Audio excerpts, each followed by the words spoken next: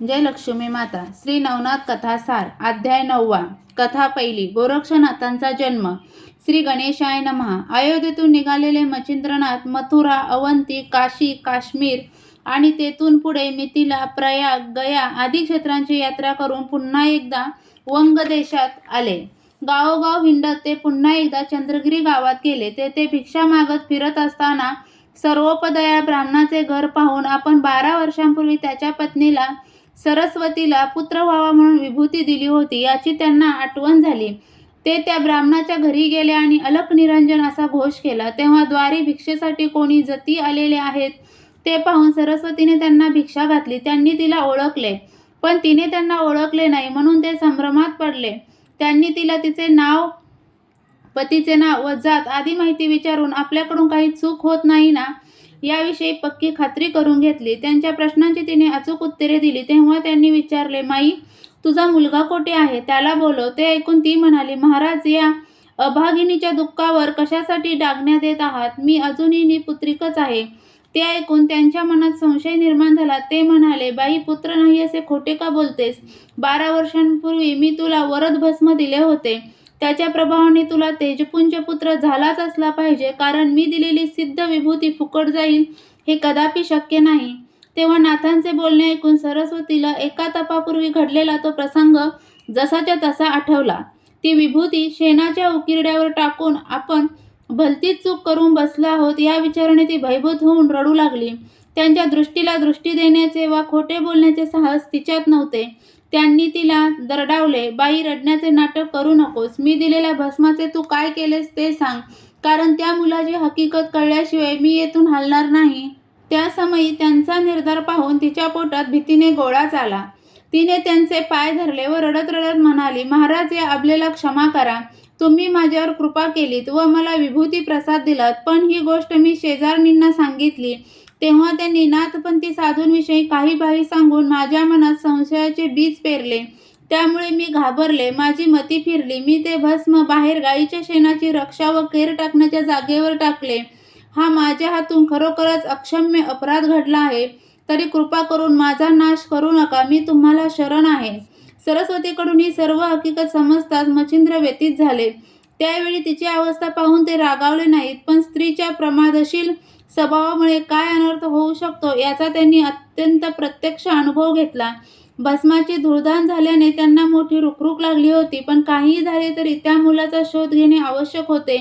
म्हणून पश्चाताप पावलेले नाथजी तिला उद्देशून म्हणाले, बाई ग, दैवयोगाने जे झाले ते झाले. त्याबद्दल तुझ्यावर रागवून काय उपयोग? मी दिलेली विभूती संजीवनीने भारलेली असल्यामुळे अमोघ आहे आणि सूर्यवीर्याच्या प्रभावामुळे ती जेथे पडली असेल तेथे देहधारण झालीच असली पाहिजे. म्हणून तू विभूती टाकलीस ती जागा तरी मला दाखव. त्या समयी नाथांचे अभयवचन कानी पडताच सरस्वतीला हायसे वाटले. तिने त्यांना काही अंतरावरील उकिरडा दाखवला. अनेक दिवसांचा केर साचल्याने तेथे भला मोठा ढीग झाला होता. नाथांनी क्षणभर त्याकडे पाहिले व मोठ्याने म्हणाले, हे महाप्रतापी हरिनारायणा, उठा. तुम्ही या गोवऱ्याच्या ढिगाखाली असाल तर त्वरेने बाहेर या. हे मच्छिंद्रनाथ तुम्हाला बोलावत आहे. तुम्ही 12 वर्षे गोवऱ्यांच्या राखेखाली राहिलात म्हणून मी तुमचे गोरक्ष असे नाव ठेवत आहे. तर काय आश्चर्य! त्या राशीतून खोलवरून कुठून तरी आवाज आला, गुरुदेव, हा तुमचा शिष्य या गोवराच्या ढिगाखाली अडकून पडला असून त्याला हालचाली करता येत नाही. तेव्हा तुम्हीच मला बाहेर काढा. तेव्हा त्यांनी कुदळ फावडे आणून तो ढीग उपसला आणि आत असलेल्या गोरक्षांना अलगदपणे बाहेर काढले. त्या समयी 12 वर्षाचे ते तेजपुंज बालक बाहेर येतात चारी दिशा प्रकाशाने भरून गेल्या. त्यांचा सुंदर चेहरा, तेजस्वी मुद्रा व कोमल विग्रह पाहून तेथे उपस्थित असलेले सर्व मंडळी आश्चर्याने थक्क झाली. सरस्वती आपल्या फुटक्या नशिबाला दोष देत आपली अपरिमित हानी झाली म्हणून रडू लागली. पुत्रमोहाने तिचे हृदय करपून गेले. तेव्हा तिचा आक्रोश पाहून नाथजींना राग आला. ते म्हणाले, बाई, याचसाठी विवेकाने वागावे, म्हणजे पुढे पश्चातापाची वेळ येत नाही. आता नसता विलाप करून मला त्रास देण्याचा थोडासा जरी प्रयत्न केलास तर याद राख, मी क्षणार्धात तुझी राख करीन. आता मुकाट्याने येथून चालती हो. त्या समयी त्यांचा उग्रावतार पाहून तिला घाम फुटला आणि तिने लागलीच काढता पाय घेतला. ती निघून जाताच गोरक्षांनी मच्छिंद्रनाथांना नमस्कार केला. प्रसन्न झालेल्या नाथजींनी त्यांच्यावर अनुग्रह केला. त्यांना नाथ दीक्षा दिली. नारायणाच्या मंत्रासह ब्रह्मज्ञानाचा उपदेश केला आणि स्वहस्ते प्रासादिक विभूती लावून मोठ्या वात्सल्याने त्यांचे मुख कुरवाळले. अशा प्रकारे गोरक्षनाथांचा अवतार होऊन श्री गुरु मच्छिंद्रनाथांच्या कृपेने ते सनाथ झाले. त्यानंतर एकमेकांचा हात धरून ते दोघे गुरु शिष्य पुढील प्रवासास निघाले. कथा दुसरी. गोरक्षांची गुरुभक्ती. चंद्रगिरी गाव सोडून ते जगन्नाथाच्या दिशेने निघाले. वाटेमध्ये त्यांना कनकगिरी नावाचे गाव लागले. तोपर्यंत दुपारच्या जेवणाची वेळ झाली होती आणि मच्छिंद्रनाथांना भूक लागली होती, म्हणून ते गावाबाहेरच थांबले. त्यांनी गोरक्षांना भिक्षेसाठी पाठवले. ते गाव वस्तीत जाऊन घरोघरी भिक्षा मागू लागले. फिरत फिरत ते एका ब्राह्मणाच्या घरी गेले. त्या दिवशी त्या विप्राकडे पितृश्राद्ध झाले होते. त्यांनी तेथे अलक निरंजन असा घोष केला. तेव्हा त्या घरातल्या कर्त्या स्त्रीने तेजस्वी मुद्रेच्या गोरक्षनाथांना पाहून हे कोणीतरी श्रेष्ठ तपस्वी असावेत असा विचार करून त्या दिवशी घरात बनवलेले सर्व प्रकारचे अन्न भिक्षा म्हणून घातले आणि भक्तिभावाने नमस्कारही केला. ते षडस रसयुक्त सुग्रास अन्न घेऊन गोरक्षांनी त्या ब्राह्मणीच्या औदार्याचे कौतुक केले आणि तिला आशीर्वाद देऊन तेथून निघाले. दोघांना पुरेल इतके अन्न मिळाल्यामुळे ते मच्छिंद्रांकडे परतले. कडकडून भूक लागल्यामुळे दोघांनी ते अन्न आवडीने खाल्ले. परंतु जेवण झाल्यानंतरही नाथजींच्या मनात वडे खूपच रुचकर होते. ते आणखी खायला मिळाले तर बरे होईल अशी इच्छा निर्माण झाली. म्हणून त्यांनी गोरक्षांकडे हेतुपुरस्सर पाहिले. तेव्हा आपल्या गुरूंच्या मनात अजून काहीतरी इच्छा आहे हे त्यांनी ओळखले व म्हणाले, गुरुजी, तुमच्या मनात काय आहे ते स्पष्ट सांगा. मच्छिंद्र म्हणाले, वत्स्य, तुम्ही आणलेल्या भिक्षेतील वडे मला खूपच आवडले आहेत. ते जर आणखी मिळाले असते तर मन तृप्त झाले असते. त्यावर ते म्हणाले, एवढेच ना, मी आणखी मागून आणतो. मग गुरूंची इच्छा पूर्ण करण्यासाठी गोरक्ष पुन्हा त्या घरी गेले व ब्राह्मणीला हाक मारून म्हणाले, माई, तुम्ही दिलेल्या भिक्षेतील वडे अतिशय चविष्ट असल्याने माझ्या गुरुजींना आणखीन खावेसे वाटत आहेत, म्हणून मी पुन्हा येथे आलो आहे. तरी कृपा करून आणखी काही वडे द्या. पण त्यांचे म्हणणे तिला खरे वाटेना. ती म्हणाली, गुरूंचे नाव कशाला पुढे करता? वडे तुम्हालाच हवे आहेत म्हणून स्पष्ट सांगा. ते बोल त्यांच्या जिव्हारी लागले. ते म्हणाले, माई, मी आजपर्यंत कधी खोटे बोललेलो नाही. या समयी गुरु इच्छा पूर्ण करण्यासाठीच येथे आलो आहे. ती म्हणाली, तुम्हाला बैरागी समजून मी आधीच भरपूर भिक्षा घातली आहे, तरीही तुम्ही पुन्हा मागण्यासाठी आलात, याला काय म्हणावे? तुमच्यासाठी अन्नाची चटक बरी नाही आणि असे सुग्रास अन्न वारंवार फुकट मिळत नाही, हेही तुम्ही जाणता. अर्थात तुम्हाला आणखी अन्न हवे असेल तर त्यासाठी किंमत मोजावी लागेल. ते फुकट मिळणार नाही. ते म्हणाले, माई, यावेळी तुम्ही जे मागाल ते मी देईन, पण वड्यासाठी नाही म्हणू नका. तेव्हा त्यांची परीक्षा घेण्यासाठी ती म्हणाली, गुरुभक्ती सिद्ध करण्यासाठी तुम्ही काही देण्यास तयार आहात ना? मग वड्यांच्या मोबदल्यात तुमचा एक डोळा द्या. गुरूंसाठी प्राण त्यागासही तयार असलेल्या गोरक्षांच्या दृष्टीने ती मागणी विशेष मोठी नव्हती. त्यांनी लागलीच आपली दोन्ही बोटे डोळ्यात खुपसली आणि बुबुळ बाहेर काढून ते तिच्या समोर धरले. त्या समयी इजा झाल्यामुळे त्यांच्या खोपणीतून भडाभडा रक्त वाहत होते आणि वेदनाही होत होत्या, पण त्यांना त्याची पर्वा नव्हती. तेव्हा गोरक्षांचे ते अघोरी कृत्य पाहून ती ब्राह्मणी चिंतेत पडली. काय करावे हेच तिला समजेना. आपल्या सहज बोलण्याने असे काही घडेल याची कल्पना तिला नव्हती. त्यामुळे पितृश्राद्धाच्या पवित्र दिवशी एका गुरुभक्त शिष्याला अकारण दुःख भोगावे लागत आहे याचे तिला खूप वाईट वाटले. कृतकर्माचा पश्चाताप वाटून तिने घरात असलेले सर्व वडे त्यांच्या झोळीत टाकले आणि दिनवाण्या मुद्रेने हात जोडून म्हणाली, महाराज, मी तुमचे अपराधी आहे. परीक्षा घेण्याच्या उद्देशाने मी तुमचा उपहास केला, तुम्हाला डिवचले, त्याबद्दल मला क्षमा करा. आणि या समयी तुमची अवस्था पाहून मला किती क्लेश होत आहे हे लक्षात घेऊन माझ्यावर क्रोध करू नका. त्यावर ते म्हणाले, माई, हे तुम्ही काय बोलत आहात? जसे ठरले होते तसाच व्यवहार झाला आहे, त्यात तुमची काय चूक? तेव्हा भयभीत होण्याचे काहीही कारण नाही. ते ऐकून तिला अधिकच वाईट वाटले. तिने त्यांना काकुळतीने हे वडे आणि हे बुबुळ घेऊन जा असे पुन्हा विणाले. तेव्हा त्यांनी तिची समजूत काढून अभय दिले आणि त्या दोन्ही वस्तू घेऊन नाथजींपाशी आले. त्यावेळी त्यांनी आपला डोळा अंगावरच्या वस्त्राने झाकून घेतला होता. आणलेले वडे त्यांनी त्यांच्यासमोर ठेवले आणि आपली इच्छा पूर्ण करा अशी विनंती केली. त्यावेळी नाथजींनी त्यांना डोळा का झाकला आहे असे विचारताच खरा प्रकार सांगितल्यास ते ब्राह्मणीला शाप देतील आणि वडेही खाणार नाहीत असा विचार करून ते म्हणाले, गुरुजी, माझा डोळा आला असून तो सुजून लाल झाला आहे. यात काळजीचे काही कारण नाही. तुमचे वडे खाऊन झाल्यावर आपण त्यावर उपचार करू. पण नाथच ते शिष्याच्या थापांना कसे बरे फसतील. ते म्हणाले, वत्स्य, तुम्हाला दुःख असताना मी जिभेचे चोचले पुरवीन हे कदापि शक्य नाही. म्हणून आधी डोळा दाखवा. माझ्या आज्ञेचे उल्लंघन करू नका, अन्यथा हे वडे मी फेकून देईन. ते ऐकून गोरक्ष वरमले. त्यांनी घडलेली सर्व हकीकत सांगितली आणि स्वतःच्या वर्तनाची क्षमा मागून ब्राह्मणीवरही कोपू नका अशी विनम्र विनंती केली. मग त्यांनी स्वतःचे बुबुळ त्यांना दाखवले. त्यावेळी गोरक्षांच्या गुरुभक्तीची पराकाष्ठा पाहून नाथांचे हृदय भरून आले. त्यांनी त्याच्या डोळ्यावरील वस्त्र दूर केले आणि संजीवनी मंत्राचा जप करून सूर्याच्या तेजाला त्या बुबुळात संचार करण्याची विनंती केली. मंत्रपाठानंतर ते बुबुळ पुन्हा खोबणीत बसवले. त्यामुळे गोरक्षांचे डोळे पूर्वीपेक्षाही अधिक तेजस्वी दिसू लागले. त्यानंतर त्यांना स्वतःच्या मांडीवर बसवून नाथांनी त्यांचे खूप कौतुक केले आणि त्यांच्या समवेत आनंदाने वड्यांचा आस्वाद घेतला. त्यापुढील 1 महिना त्यांनी तेथेच वास्तव्य केले आणि आपल्या भाग्यवान शिष्याला श्री दत्तप्रभूंकडून प्राप्त झालेली सर्व विद्या शिकवून सर्वार्थाने आपल्यासारखे केले. अध्याय 9 समाप्त. श्री नवनाथ कथासार अध्याय 10. गहिनीनाथांचा जन्म. श्री गणेशाय नमः. कनकगिरी गावात मच्छिंद्रनाथांनी गोरक्षांना ब्रह्मज्ञान सांगितले. तसेच वेदशास्त्रांसहित रसायन, ज्योतिष, व्याकरण, जलतरण, अश्वरोहण, संगीत, नाट्य, शृंगार, मीमांसा, पंचकाव्ये व अस्त्रादिक सर्व विद्यांचे ज्ञान देऊन शाबरी कवित्वही शिकवले. शाबरी मंत्रांच्या प्रभावाने समस्त देवतांना आवाहन करून गोरक्षांना त्यांच्या पायावर घातले. तसेच सर्व देवता अनुकूल करून देऊन त्यांच्याकडून त्यांना अनेक वर प्राप्त करून दिले. त्यावेळी त्यांचे बल, तेज, विद्या यांचे सामर्थ्य वाढवण्यासाठी त्यांना तपश्चर्येस बसवावे अशी नाथजींना सूचना करून त्या सर्व देवतांनी त्यांचा निरोप घेतला. त्यानंतर एके दिवशी मच्छिंद्रनाथ कामानिमित्त बाहेर गेलेले असताना गोरक्ष गावाबाहेरील एकांतात एकटे संजीवनी मंत्राचा पाठ करत बसले होते. तेवढ्यात जवळच मैदानात खेळणारी गावातील काही मुले त्यांच्यापाशी आली. त्यांच्यापैकी एकाने हातातील ओल्या मातीचा गोळा त्याच्यासमोर धरला व म्हणाला, याची बैलगाडी बनवून द्या. तेव्हा त्याची ब्याद टाळण्यासाठी ते म्हणाले, मला मातीची खेळणी बनवता येत नाहीत, तुम्हीच ती बनवा आणि खेळा. तेव्हा मुलांनी त्यांना जमेल तशी बैलगाडी बनवली.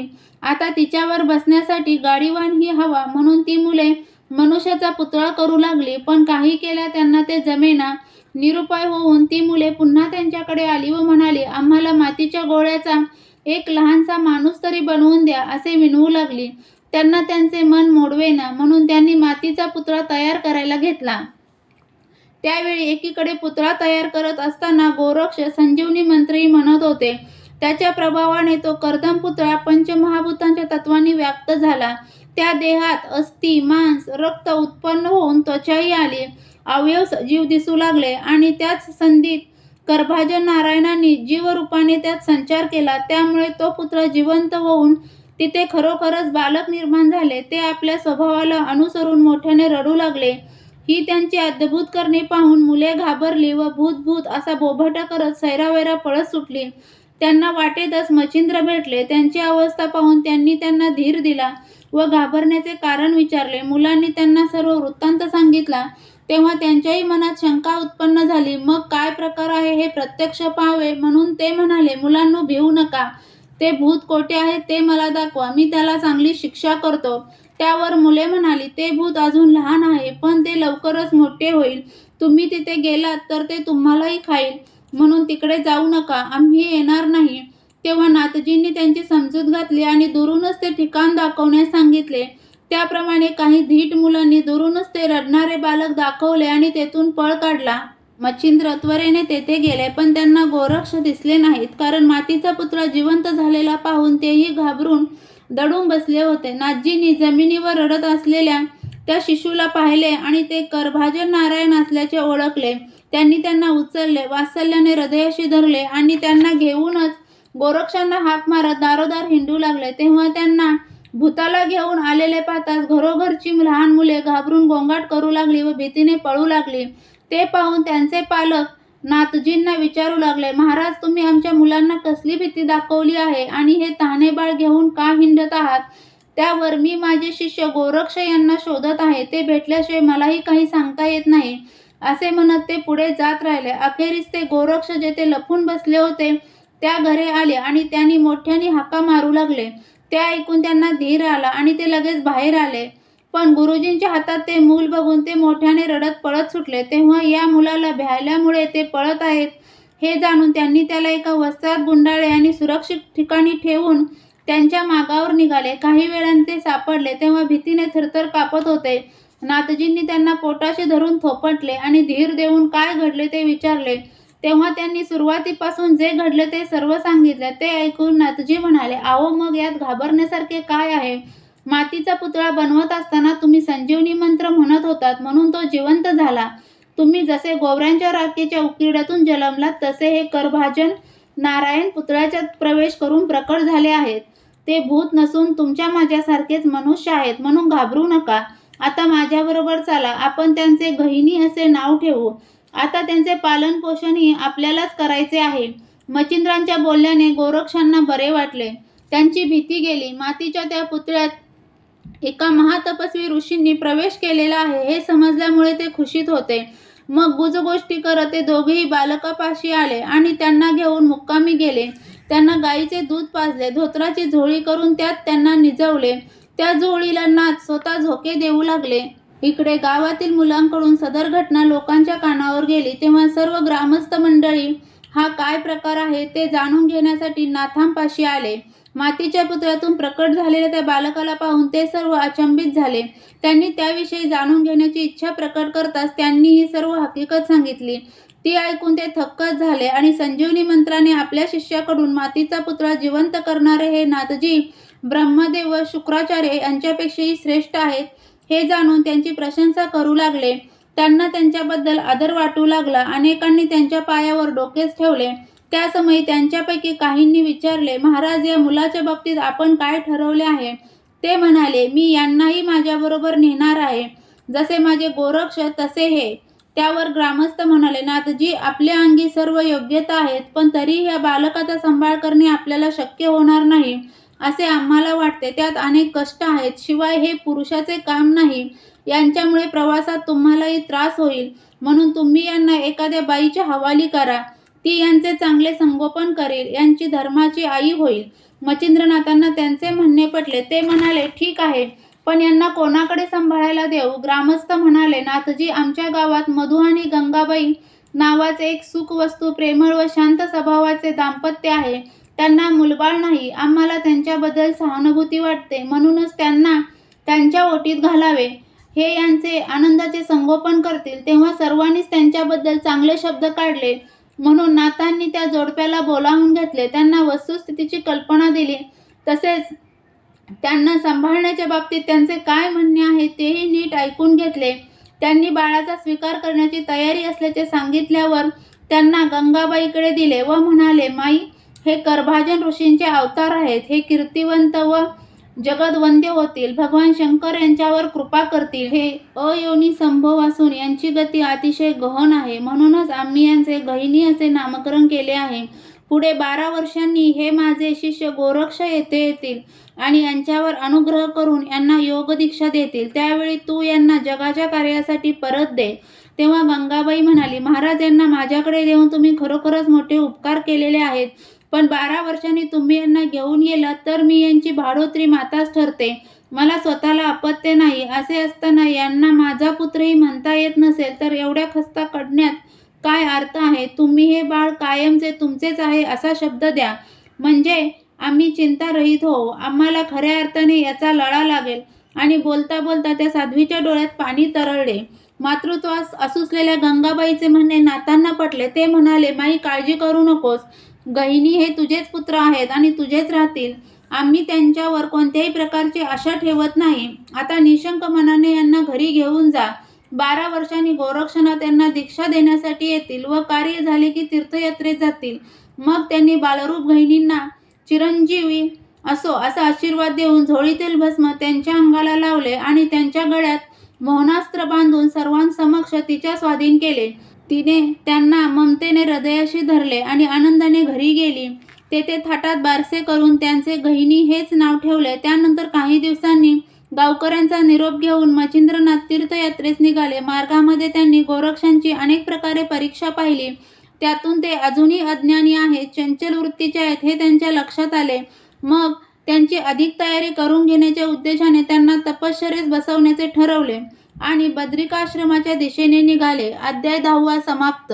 श्री नवनाथ कथासार यातील अध्याय 9 वाचनाने किंवा ऐकण्याने मिळणारी फलश्रुती म्हणजे 14 विद्या व 64 कला येतील. तसेच अध्याय 10 वाचनाने किंवा ऐकण्याने मिळणारी फलश्रुती म्हणजे स्त्री दोष नाहीसे होतील, समोरच्या मनात आपल्याबद्दल जे कपट असेल ते जाईल आणि ज्यांची मुले जगत नाहीत त्यांची मुले जगतील. तुम्हाला श्री नवनाथ कथासार यातील अध्याय ऐकायला आवडत असतील तर व्हिडिओला लाईक करा आणि चॅनलला सबस्क्राईब करा. धन्यवाद.